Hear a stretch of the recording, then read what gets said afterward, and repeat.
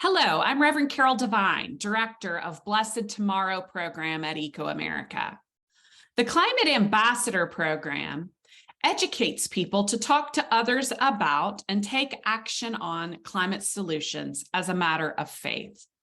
Ambassadors speak on climate and faith at congregational and community events. You can find an ambassador in your area to speak on climate and faith from the blessedtomorrow.org website. And if you want to know more about climate and faith yourself and be able to speak and advocate confidently on it, if you want to be part of a growing ambassador community and have access to customizable resources like this presentation, take the ambassador training. This presentation I'm about to begin is a short example of a presentation an ambassador might give, and it's an overview of the information provided in the full ambassador training. Let's get started. Hello, my name is Carol Devine. I'm the director of Blessed Tomorrow, and I'm a Blessed Tomorrow ambassador. Thank you for joining me today. My goal today is to make the faith and climate connection, to inspire and empower you to take action in your home, congregation, and community, and to invite you to join me in caring for creation and calling for climate solutions. Let's begin in prayer. Holy One, we ask your blessings on this time and on all those who were gathered, that we might be your hands, feet, and voice in this world. Amen. As people of faith, we are called by our sacred texts and religious traditions to love and serve the divine and all that is holy, which includes people and water, air, land, and all life. Climate is a big topic, and some of us are not comfortable talking about it or don't know what to do about it. My hope is that the information I provide today will give you the confidence to live out your faith actively by loving, protecting, and caring for the earth and working toward climate solutions. In the US, the biggest sources of pollution emissions are transportation, electricity production, and industry, those that burn fossil fuels to make things like steel, aluminum, or concrete. And globally, the agricultural industry is a major emission source as well. The primary impact of all our carbon pollution is the Earth is getting warmer. This animation from NASA illustrates how our planet has warmed since 1880, about when we started burning fossil fuels at scale. It warmed slowly at first, but as we burn more and more, pollution increases and it warms more rapidly. And in the past 9 years, they have been the warmest in a millennia. The warming climate results then in more and more extreme weather disasters, and these are costly. The annual average of $1 billion disasters ends now at 17.8 a year. We are witnessing and experiencing the impacts of a changing climate on our communities.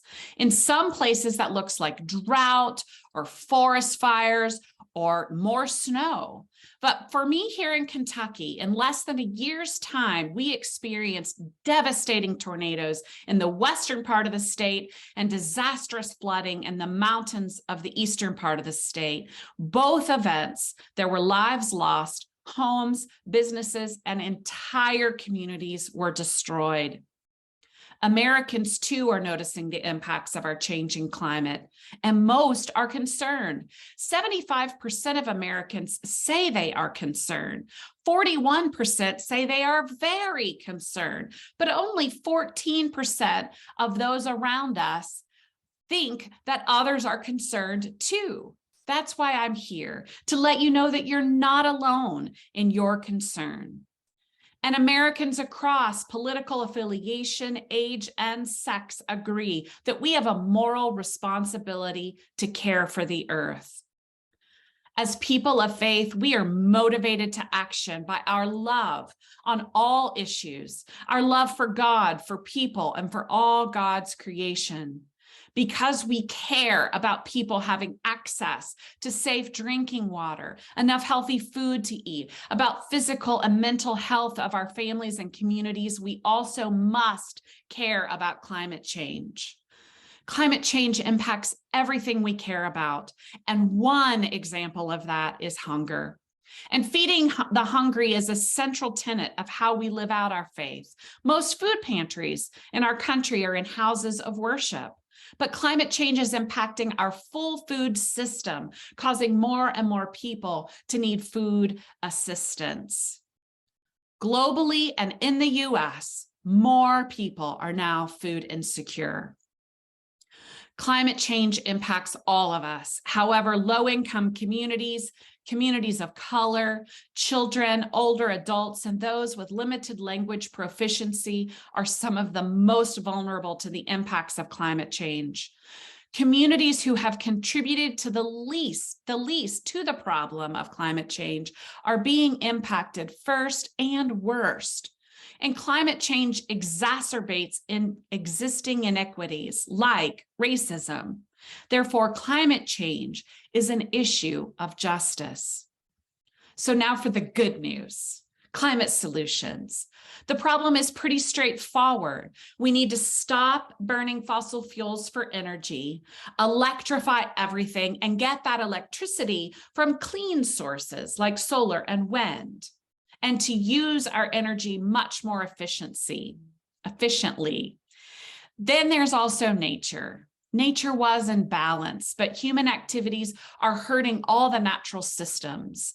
So the solution to climate change is to stop burning and stop destroying nature, electrify with clean energy, and restore thriving nature all around us. We know how to address climate change, and clean energy now costs less than fossil fuel energy.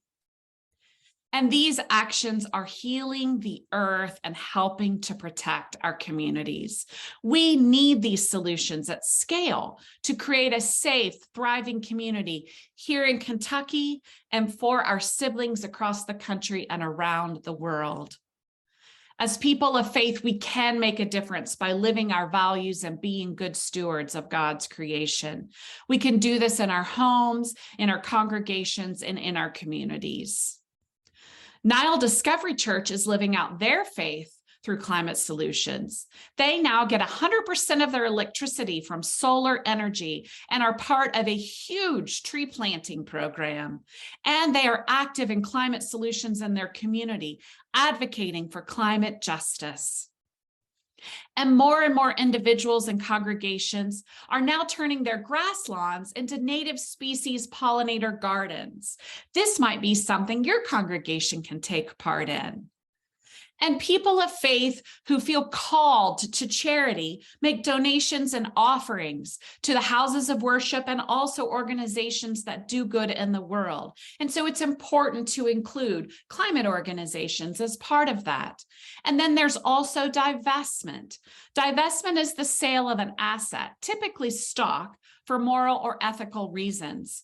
Divestment has been used historically by faith communities to encourage change. So this is another area where people of faith are leading on climate. When we work together as people of faith, we can and will do this. We can implement these solutions in our personal lives, in our congregations, and spread the word to the broader community. As the authors of the book, All We Can Save say, it's a wonderful time to be alive in a moment that matters so much. I am inviting you now to join me in living out your faith by caring for God's creation. One first step is to start the Blessed Tomorrow Climate Ambassador Training. It's available to you now online and on demand, and will provide you with the information and resources that you need to lead on climate. Thank you for joining me. People of faith are the perfect ones to lead on climate. It is our calling. We need everyone, every day.